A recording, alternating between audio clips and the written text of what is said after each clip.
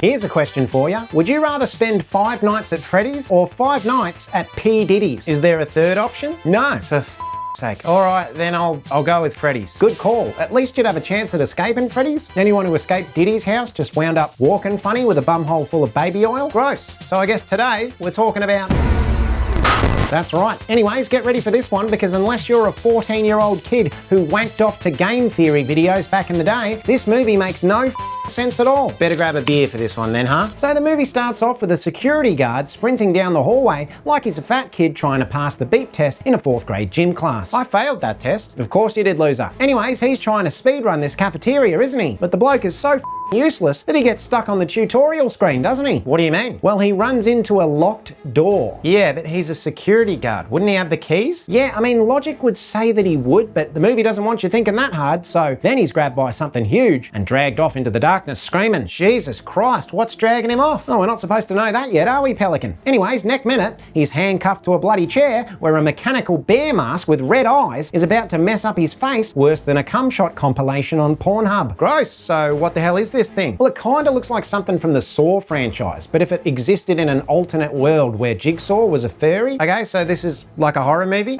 Sort of. It's one of those annoying films where they wanted to try and tap the biggest potential audience possible and market to both kids and horror fans. And in the end, they wind up with a cinematic abomination that pleases no one. Exactly, mate. Except those kids who used to wank off to game theory videos. They bloody loved it. Well, that's millions of people, so I guess they did their job, right? I guess so. Anyways, then we cut to Peter Malar from the Hunger Games. Huh? Are you talking about the actor Josh Hutcherson? Yeah, that's what I said. Peter Malar. Anyways, he's waking up at 6 a.m. looking like he's been up all night playing Call of Duty and getting wrecked by 5-year-old Chinese kids. So then he just pops some pills and he picks up this book called Dream Theory. Dream Theory? Is this another Inception ripoff? Nah, mate, you see, this is another meta joke for the game theory nerds, because apparently there was this huge theory back in the day called Dream Theory that claimed the whole game franchise all just existed in some kid's nightmare. Kind of sounds like that Pokemon video we just made. Yeah, that's true. You guys should check that one out. Well, that's fun to add little things like that for the fans, so good on them. Not really though, mate, because the whole story hinges on this, and you better believe they never explain any of it in the movie. For f***'s sake. All right, what happens next? Well, apparently Peter, he's trying out this thing called lucid dreaming, and he's trying to relive this traumatic moment from his past where his little brother was kidnapped on a family picnic by some sort of kiddie fiddler. Jesus Christ, that's a bit heavy for a PG film. I mean, we did start the movie with a mechanical furry eating off some guy's face. Yeah, that's true. Anyways, Peter, he's working as a security guard at the local mall, and it's clear that he hates his job more than you did when you worked at that bottle shop, you know, until you quit like a little bitch. Mate, I quit that job because some guy threatened to shoot me in the face for not serving him alcohol while he was drunk. Oh, boo-hoo. Couldn't handle an honest day's work, could you, mate? Oh, piss off. Anyways, Peter, he sees some bloke having an argument with this kid. Then the bloke, he grabs the kid's arm and pulls him away. So Peter, he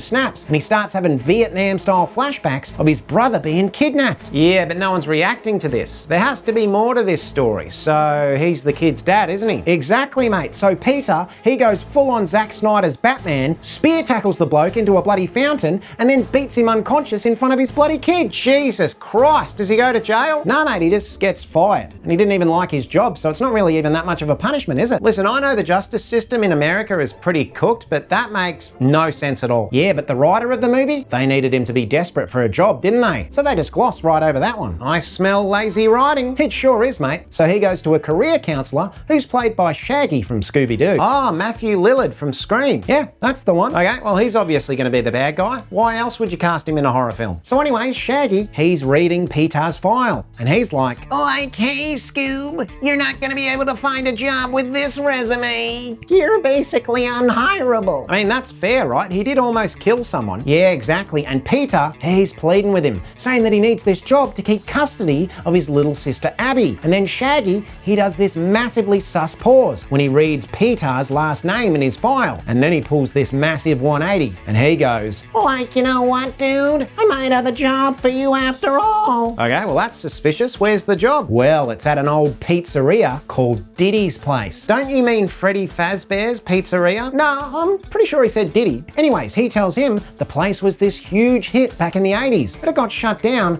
and now the owner needs someone to keep the place tidy and keep the people out.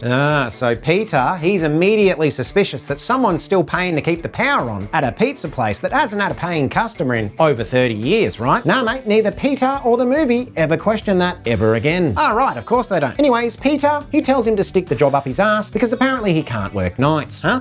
Why not? Well, remember, because he's the guardian of his 10-year-old sister, Abby. 10-year-old sister? How old is this guy? No idea, mate. I feel like it would have made more sense just to make her his daughter, but whatever. Anyways, he gets home and there's a sign on his front door telling him he has to pay his bills and pull his bloody head in. Man, the writers really want us to know that this guy's down on his luck, huh? Exactly, mate, because obviously he's going to take that job at Diddy's now, isn't he? Freddys. Whatever. Anyways, some chick called Max is lying on the couch who's been taking care of his sister for him while he works. Nice. So she's like a babysitter? You know what? It's super unclear because apparently he's not paying her anything at all. Okay, well that doesn't make any sense. I know, right? Anyways, he goes in to speak to Abby and she's drawing this picture of Peter. And it is super house. I mean, she's 10 years old. Go easy, mate. And get this, in the picture, she's drawing all these people who she says are her friends. And then she starts talking to an invisible person in the corner of the room. Creepy. Well, that's obviously going to become important later, right? Oh, you better believe it, mate. Anyways, Peter, he falls asleep wanking off to this poster of Nebraska that he's taped to his ceiling, and then he has another Vietnam-style flashback about his brother. Hang on, we're only 10 minutes in and we've already gotten 2 dream sequences. Mate, most of this movie is a dream sequence. Anyways, then we cut to Peter and he's getting grilled by his Auntie Jane in front of Abby's teacher. Okay, well that's weird. What's happening here? Well, this chick, she's a massive sweaty vagina, isn't she? And an unwashed one too, because apparently she's brought her lawyer Doug with her. So she wants custody of Abby then, right? Exactly, because remember, the writer really wants him to take that job at Diddy's, Freddys. So Aunt Jane has gone full Karen and she's trying to make him look bad in front of Abby's teacher to build a case against Peter. And let me tell you, her lawyer Doug looks super uncomfortable with this whole situation. Somehow this guy feels like the only genuine character we've seen so far. Oh mate, everyone loves Doug. Turns out he's a bit of a meme. Anyways, Abby's teacher bails up Peter after the meeting, and she says to him that she couldn't concentrate during the whole meeting because of how smelly his aunt's vagina was. Really? Well, no, but it's heavily implied. Anyways, Peter, he's like, I don't know, maybe she's right. I'm not the best person to be taking care of her. Half the time she acts like she doesn't even like me. And then Abby's teacher tells him to shut the fuck up because apparently he's in every single one of Abby's shitty little drawings, isn't he? So obviously she bloody adores him. Go easy on the kid's drawings, mate. Anyways, now that the writer has beaten us over the head with how much Peter needs this job,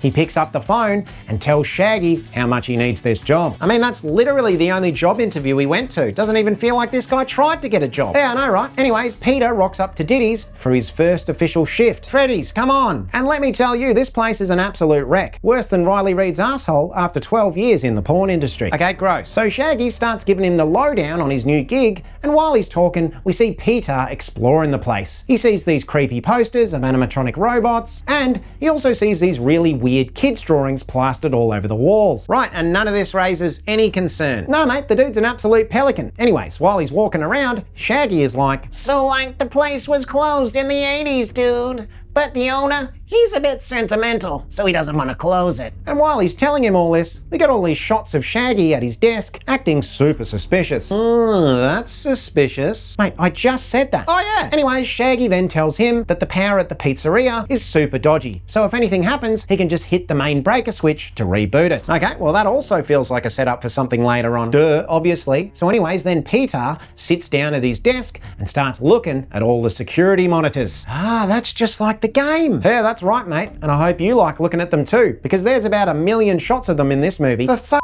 sake, no wonder this movie was so cheap to make. Too right, mate. Anyways, the camera lingers on the stage where the curtain is drawn and we get some creepy music. Okay, well that's obviously got to be hiding those animatronic monsters we see on the movie poster, right? Yeah, exactly. I'm not really even sure why they're treating it like a mystery at this point. But whatever. So then he whacks on this old VHS training tape, doesn't he? Does it explain how to survive an attack from a killer robot? Nah, mate. It's basically just this epic lore dump that has heavy emphasis on how the robots were built with this super advanced technology which allows them to walk and talk. Okay, I thought this was going to be like a supernatural thing with ghosts, so it's just like a rogue AI or something. Nah, mate, they kind of do both angles, and to be honest, they don't really succeed at either of them. Great. Anyways, then the video suspiciously glitches out when it tries to show those weird animatronic animals, so Peter thinks, fuck it, I'll just have a nap. He has a nap on his first day on the job. Yep, dude's been here for literally less than an hour. No wonder no one wants to hire him. Are we supposed to feel sorry for this guy? He's got no work ethic at all. Yeah, I think so. Anyways, Peter goes home after literally sleeping through his entire first shift and then relieves Max from babysitting Abby. Wait, she stayed all night for him? I hope he's paying her well. Nah, mate, remember, he's not paying her at all. And get this, we cut to a diner where Max and her brother, who cannot act for a meeting with Steven Seagal? What? Nah, mate, it's his Aunt Jane. Turns out she's pissed that Peter got a job because it messes with her plan to steal Abby and claim government welfare checks for parenting. What? Hold up, I'm not done. Turns out she's the one paying Max to snoop on bloody Peter. Hang on, wait a minute, I'm still not done. See, Jane wants Max to find something that will give her proof that Peter is an unfit guardian for Abby to use in court. Hang on, so this woman has the money to pay some random lady to be a fake babysitter, hire a lawyer who also seems to follow her around everywhere at this point, all just to claim some random government benefit checks that wouldn't even cover the costs of the lawyer or the fake babysitter in the first place. Yeah, mate, that's exactly her plan. This movie is dog shit.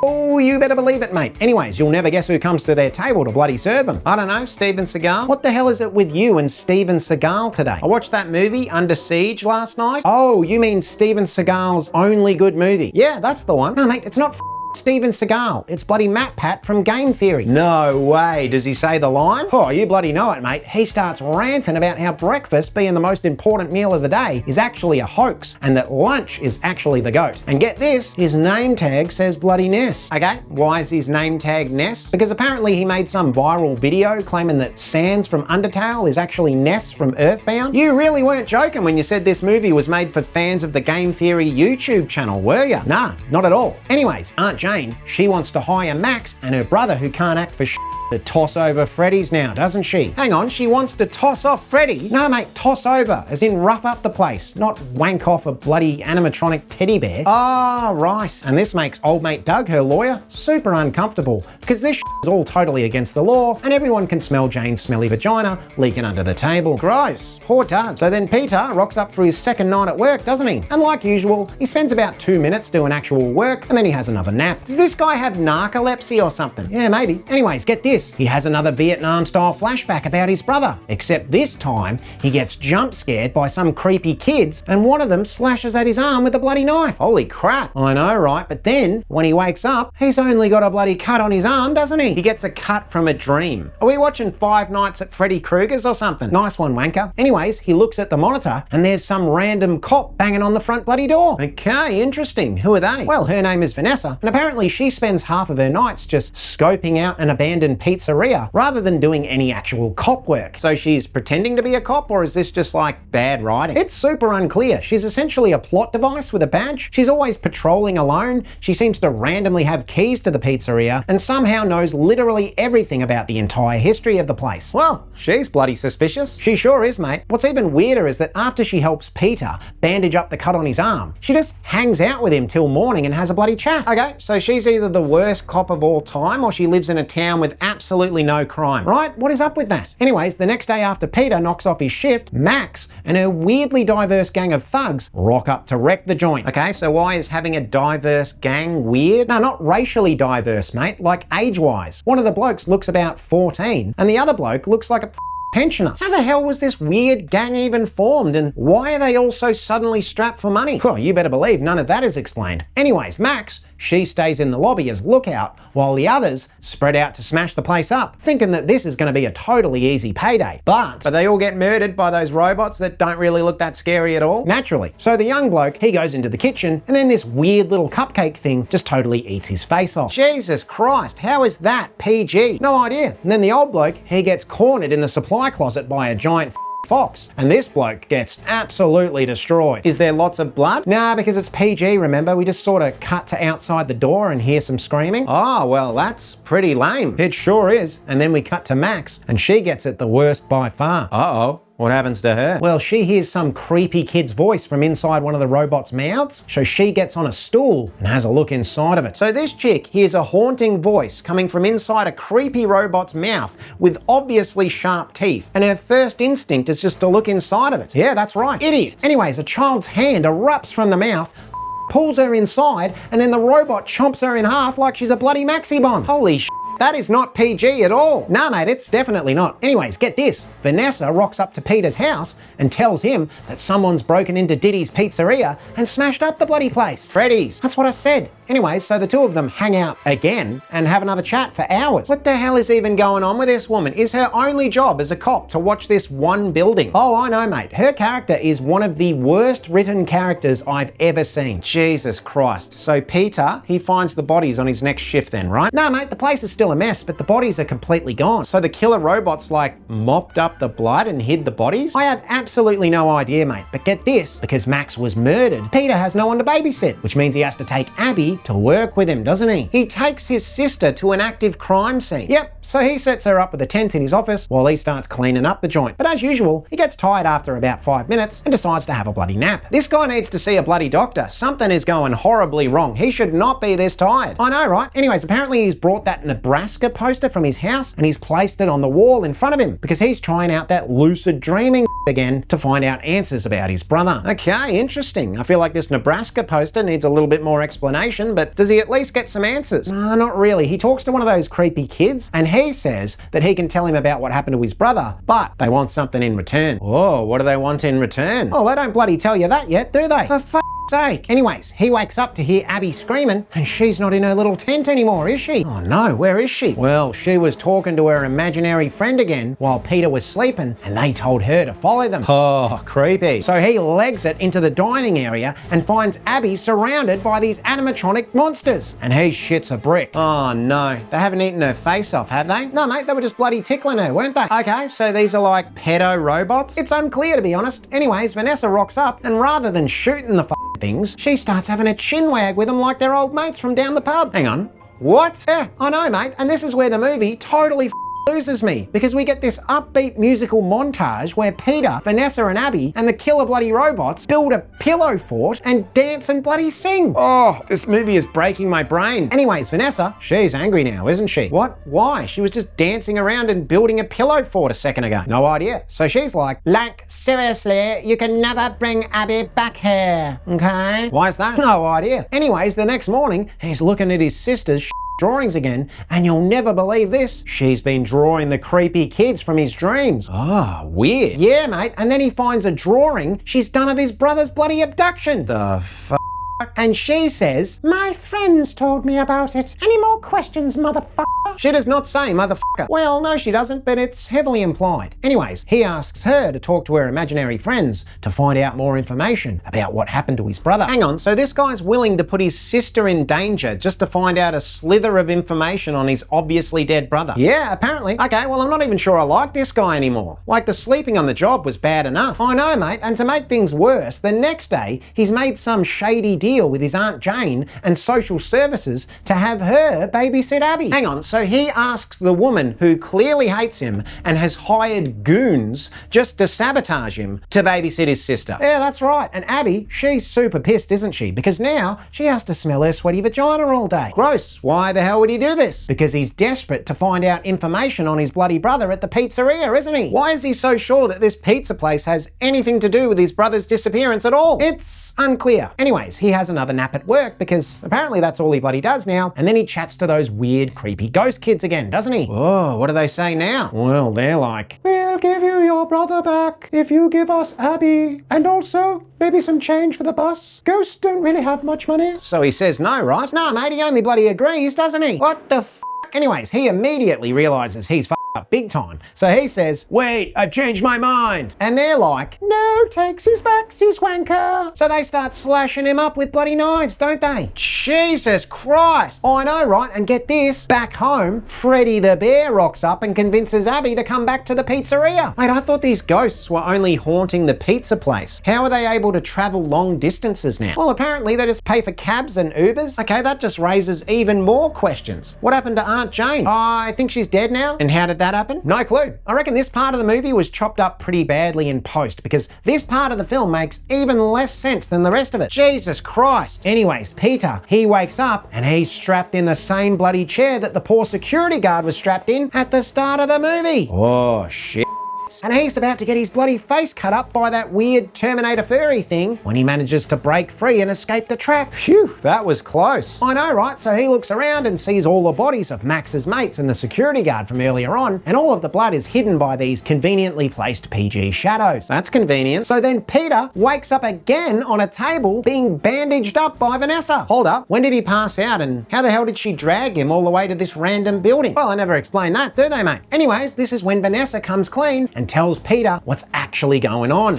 Finally, right? So she says that the robots, they're actually possessed by the ghosts of dead kids who went missing back in the 80s. Wait, so this has nothing to do with the advanced technology that they spent all that time setting up at the start? Apparently not, they're just controlled by like weird ghost kids. And Vanessa knew about this the whole time. She sure did, mate. And that's not all. The bloke who's been killing all these kids, he's only her bloody dad, isn't he? What the hell? So he like uses his daughter's influence with the police to cover up his past crimes? I mean, that would make a lot of sense to be honest, but nah, mate. Apparently she's just some random cop who does no work at all. This movie is awful. Oh, I know, mate. Anyway, she gives him a taser and tells him that the cops use them for animal control. You know, just like Hassan Piker does with his dog. What a bastard. And she reckons it'll short circuit the robots long enough for him to go in and save his bloody sister. Why the hell would a taser short circuit the robots if they're being powered by these freaky ghost kids? I would just get an exorcist. Who knows, mate? At this point, the movie's just kind of in its just go with it phase. So Peter, he grabs the taser and he heads back to the pizza place to save Abby. Okay, so does Vanessa go with him to help? Nah, mate, because apparently her dad has like psychic powers or something, so she can't go near him or he'll influence her to do bad things. So let me get this straight. Her dad is like a serial killer pedo with psychic powers who hides kids' bodies in animatronic robots? What?